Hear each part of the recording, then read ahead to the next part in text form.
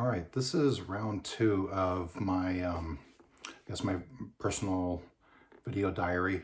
Something I just wanted to start to do so that maybe my kids can watch these later, get to know me a little bit better outside of the surface, what they see. Because whenever we're together as a family, there's always things going on. Um, there's usually a bunch of people together, and there's not a lot of one-on-one time. So Um, anyway, again, this is just me. It's kind of my personal therapy just to get shit out.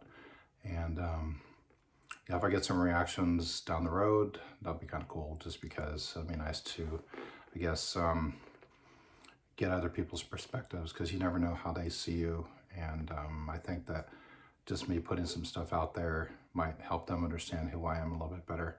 So one of the things, quickly moving on to, I didn't know how this was going to go. I figured I'd just start rambling and then that would suck and be boring. So what I did is I just started asking people questions like, hey, if you can ask your dad, a question, usually people who have lost their parents already, but if you can ask some questions, um, you know, now that you're an adult and you're older, what would you ask? So I asked a bunch of people, stuff like that. But one of the ones that I asked was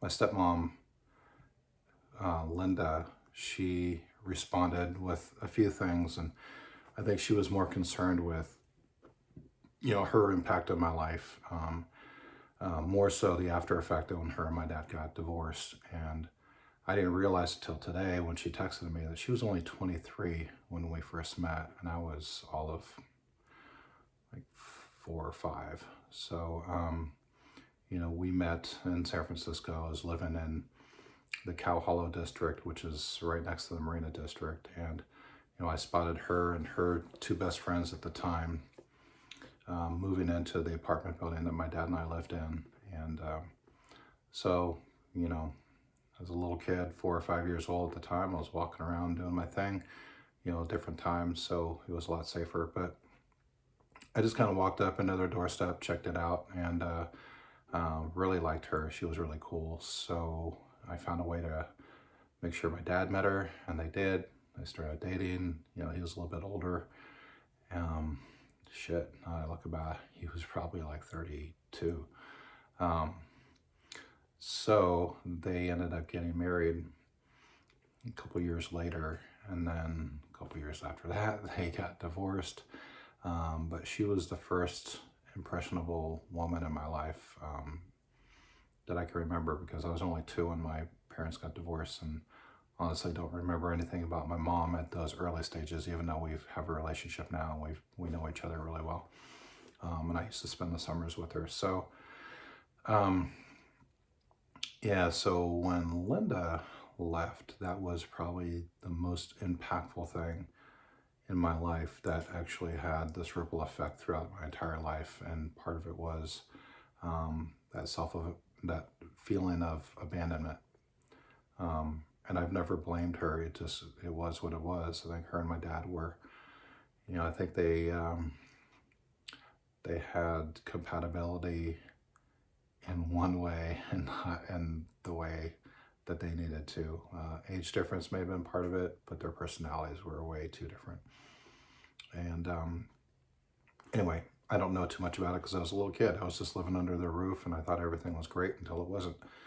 And then she was gone, and so she was the second mother figure in my life at the time that was all of a sudden gone. And so after that, I just did not trust. It wasn't that I didn't trust women, it's just that I didn't trust women to stick around. I guess I always thought that they were going to leave. And so when I started becoming of the age, when puberty hit and all of a sudden you're like looking at women in a different way, I started always thinking that I was never good enough, that they were always going to leave me. And it made me very shy around girls. So I didn't really start dating until I was like a sophomore. And even then it was just, I didn't have a car. I was the poor kid in a rich neighborhood. So I kind of had that hanging over my head. So, yeah, after that, I guess I never really trusted that one would stick around. And then I had my high school sweetheart, Cheryl, who, I really only knew her for about 5 months. We dated until I went into boot camp. But she was, she was the one at the time. It was puppy love. We're still really good friends to this day. But at the time, that was like the first girl that, I gave my heart to. And when that didn't work out, it was devastating. So I kind of felt like I was repeating the cycle. And every time I repeated the cycle, it just got worse and worse. And I get more and more depressed and distrustful. And so then I guess I just really started treating relationships with women as disposable because I didn't trust them. I don't know that I was able to verbalize it at the time or justify my feelings other than I knew how I felt and I just did not trust the process anymore. So, her question, I guess she was just kind of hoping that, her impact on me was a positive one. It was 100% positive. It was what happened between her and my dad that fucked everything up, basically. So, and now I think I still kind of hold on to it. I've been married twice. First one, I have 2 great kids, but that was a disaster from the beginning for reasons I won't get into. The second marriage failed, probably because of my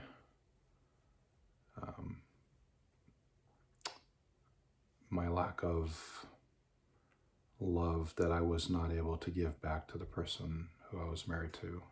Tracy is a special lady. We're still friends. You can see a trend. I'm still friends with the women in my life, whether they work out or not.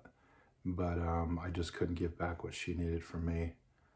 And I got to a point where I didn't think I was, I didn't think I loved her the way I should have.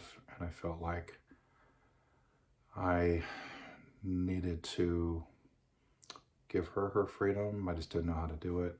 So I basically just sat around being depressed until he kind of forced the issue. And, I thought I figured out what love was. I still think I know what it is, but, man, timing is everything. If you meet the person you think you fall in love with and you actually feel it like you're supposed to, if the timing is wrong, then it just doesn't work out. So there's 2 women in my life that I had very, very strong feelings for. And one of them, of course, the timing was bad. I thought it was going to be my, forever love, one that I can actually give 100% of myself, not just half. And that didn't work out. And again, that was really hard. And I took it very hard and got depressed again. And then I met someone recently who, after years of recovering from that one loss of someone, I thought I found her again. Turns out I was wrong. Timing may be some of it, but it also may be one of those things to where I saw what I thought I wanted to see, and then maybe the connection that we had was more physical than anything else, and it just, so back to the drawing board. So here I am again. Anyway, yeah, I think I might end it on that. I don't know what these videos are going to accomplish, but I figure if I just kind of tackle one subject at a time, I think what I'll do in the future is I'm just going to take some questions that people ask me that they wanted to ask their parents. I'll just answer them as if my kids were asking me. And maybe that's something that they can hold on to. Maybe there's some value there. I don't know. Share some memories before I forget them. I know that my kids remember a whole lot more stuff than I remember. I don't know if I'm just at that age or I just don't have enough room for certain memories, but I think, as you know, we remember what's important to us. And I'm going to try and keep some of those memories alive through these videos, and we'll see what happens from there. All right, so I am off. I've got to go on a away party to go to for a coworker. Aaron is leaving my department and going to another part of our store, so I'm going to go meet some people, and we're going to hang out together. And so until next time, all right, bye.